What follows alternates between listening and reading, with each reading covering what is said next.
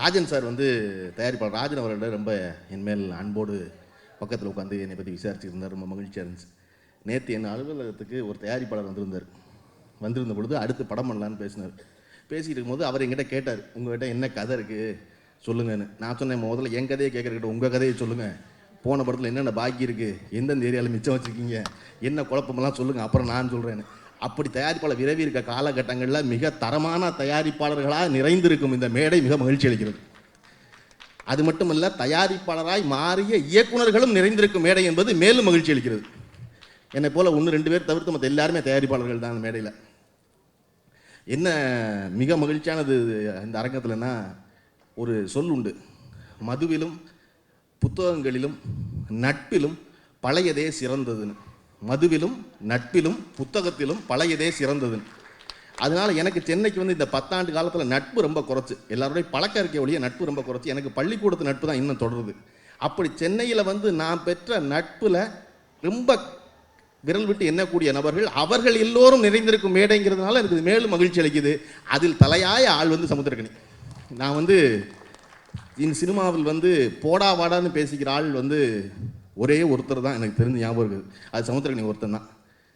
அவனோட எனக்கான மகிழ்ச்சி என்னென்னா, நான் அவனுக்கு தொலைபேசியில் கூப்பிட்டு எங்கடா இருக்க அப்படின்னு நான் கேட்பேன். கேட்ட உடனே அதுக்கு பதில் வந்து அவன் என்ன சொல்லுவான்னா, வரவாடா அப்படிமா. எங்கடா இருக்கேன்னு நான் கேட்டவன் வரவாடாம்மா. நான் அதை நினச்சி தான் சொல்லியிருப்பேன், அவனை வர சொல்லுவோம்னு. என் அலுவலகம் ரொம்ப பக்கத்தில். சில நாட்கள் அவனை பார்க்க போகலாம்னு நினச்சி தொலைபேசியில் கூப்பிடுவேன். நான் கேட்பேன் எங்கடா இருக்கேன்னு. இப்போ வந்துரும்பாவன். இந்த வரவாடா வந்துருங்கிற இடம் இருக்குல்ல, அதுதான் நட்பின் ஆகச்சிறந்த இடம் நினைக்கிறேன். காதலி போல தன் மனம் என்ன நினைக்கிறதோ அதை அவன் பதிலுக்கு சொல்லணும்னு நினைக்கிறாள். அப்படி ஒரு ஆளில் வந்து நான் வந்து சமுத்திரக்கனி நினைத்து வந்திருக்கேன். இன்றைய இசை வெளியீட்டு விழா முதல்ல எல்லாரும் ஜோரா ஒரு சமுத்திரக்கனி கைதட்டிருங்க. எதுக்காகன்னா, தமிழ்நாட்டுக்கு கோபிநாத்தை கோட்டு இல்லாமல் காமிச்சதுக்காக இந்த கைதட்டு. என்ன நேற்று இந்த இசை வெளியீட்டு விழாவுக்கு தொடர்பான வேலைகளை பார்த்துக்கிட்டு இருக்கும்போது எனக்கு இந்த படம் தொடக்கத்திலேருந்து தெரியும். படம் தொடங்கிய நாள் முதல்ல கதை சொல்ல போன நாள்லேருந்து திரு ஜெயம் ரவி அவர்களிடம் கதை சொல்ல போன நாள்லேருந்து தெரியும். ஜெயம் ரவி அவர்கள்ட்ட கதை சொல்லிவிட்டு வந்து சமுத்திரக்கனி கிட்ட சொல்லிக்கிட்டு இருந்தா, கதை பிடிச்சிருக்குன்னு தான் நினைக்கிறேன்.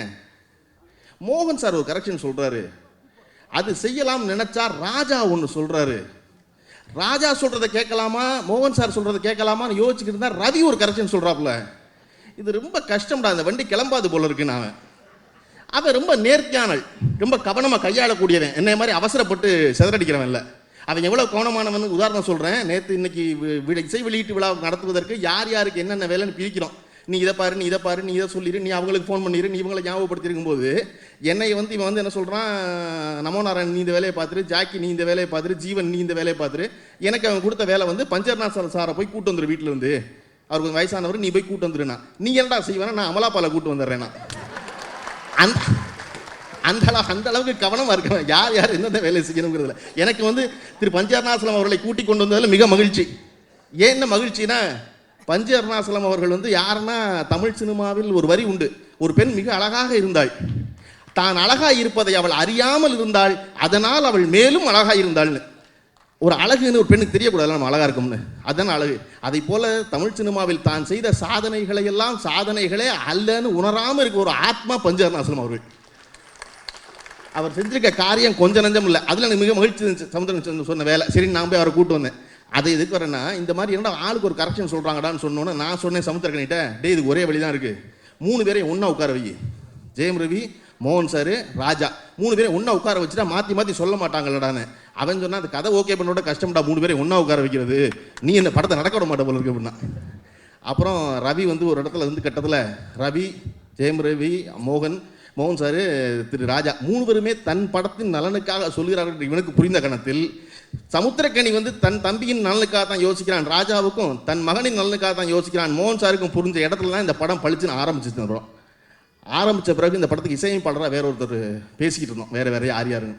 அப்போ ஜிவி பிரகாஷ் அவர்களை வந்து இந்த படத்துக்கு இசையமைப்பாளராக வச்சுக்கலாம் அப்படிங்கும்போது, ஜிவி பிரகாஷ் ரொம்ப ஒரு பெரிய சம்பளம், பெரிய இடம், விஷயம் பேசிகிட்டு இருக்கும்போது நான் ரொம்ப சமுத்திரக்கனி. நான் சொன்னேன், இங்கே வா, ஏரோப்ளைன் வாங்கியாச்சு, அப்புறம் அதுக்கு ஒயிட் பெட்ரோல் வாங்குறதுக்கு யோசிக்காத, மண்ணெண்ணில் ஓடாது ஏரோப்ளைன். ஜெயம் ரவி வந்தாச்சு, படம் பெருசாகிடும், மறுபடி கூப்பிட்டுணுன்னா அடுத்து கதாநாயகி யாருன்னு பேச்சு வந்து அமலாபால் நடந்த பொழுது அமலாபால் வந்து இந்த சம்பளம்டா. அப்போ 2 படத்துக்கும் சமுத்திரக்கனியுடைய சிறப்பு என்னென்னா, எப்பொழுதும் தயாரிப்பாளர் என்ன கேள்வி எழுப்புவாரோ அதையெல்லாம் அவன் ஒரு முறை மனசுக்குள்ள எழுப்பிக்குவான். இது வந்து இப்படி சம்பளம் இருக்கட்டும், 2 படத்துக்கு ஒரே ஹீரோயின் இருக்கட்டும், 2 லாங்குவேஜுக்கும் அப்படின்னு நினச்சி, அதனால தான் சூரிய அவர்கள் வந்து அமலாபாலுக்கு இரட்டை வாழ்த்துக்கள் சொன்னார். அவங்க ஒருத்தர் தான் 2 படத்தில் இருந்ததுனால.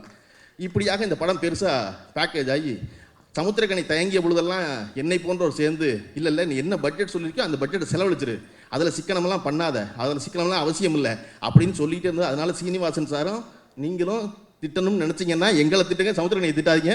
இந்த படத்தை பட்ஜெட் வரையும் கொண்டு வந்து தொட வச்சது நாங்கள். இந்த படம் நான் அங்கங்கே பார்த்துருக்கேன். இந்த படம் ஒரு சர்ப்ரைஸ் பேக்கேஜ்னு எனக்கு தோணுது. திரு சரத்குமார் ஆகட்டும், திரு கோபி ஆகட்டும், தயாரிப்பாளர் ஞானவேல் ஆகட்டும், அவர்கள் எல்லோரும் வந்திருப்பது.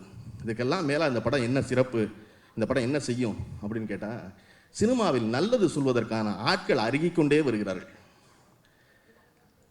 இன்னைக்கு எது வெற்றி பெறுகிறதோ, எது விரும்புகிறாங்கன்னு நினைக்கிறோமோ அதை சொல்லும் காலகட்டங்களில், இல்லை நான் இதைத்தான் சொல்லுவேன் அடம் பிடிச்ச ஒருத்தன் இருக்கான்ல, அதற்காகவாவது இவன் தொடர்ந்து வெற்றி பெற வேண்டும் நான் நினைக்கிறேன். காரணம், எந்த வகையிலாவது வெற்றி வந்தால் போதும் என்று நினைக்கும் ஒரு திரையுலகில் இப்படித்தான் இருப்பேன்னு அடம் பிடிச்சி இருக்கவனை பத்திரமா பாதுகாக்கணும்னு நினைக்கிறேன். அப்படி பத்திரமா பாதுகாக்க வேண்டிய ஆள் தான் சமுத்திரக்கனி நான் நம்புகிறேன். திரு சிவா அவர்கள் பேசும்பொழுது சொன்னாங்க, சமுத்திரக்கனி வந்து இந்த படம் வந்து ரொம்ப பிரம்மாண்டமாக பெருசாக வந்திருக்கு, இந்த படம் முடிஞ்சு அவர் சங்கர் ஆகணும் அப்படின்னாரு. நான் வந்து அதில் மாறுபடுறேன். நம்ம வந்து எப்பொழுதும் விஜய் சேதுபதியை விஜயாக்கவும், அமலாபாலை அமலாவாக்கவும், சமுத்திரக்கனியை சங்கராக்கவுமே முயற்சி பண்ணுறோம். அவசியம் இல்லை சமுத்திரக்கனி. இந்த படம் வெற்றி பெற்று இந்த படம் சமுத்திரக்கனியை சமுத்திரக்கனியாகவே ஆக்கினாலே பெருமகிழ்ச்சி அடைவேன் நான் சொல்லிக்கிறேன்.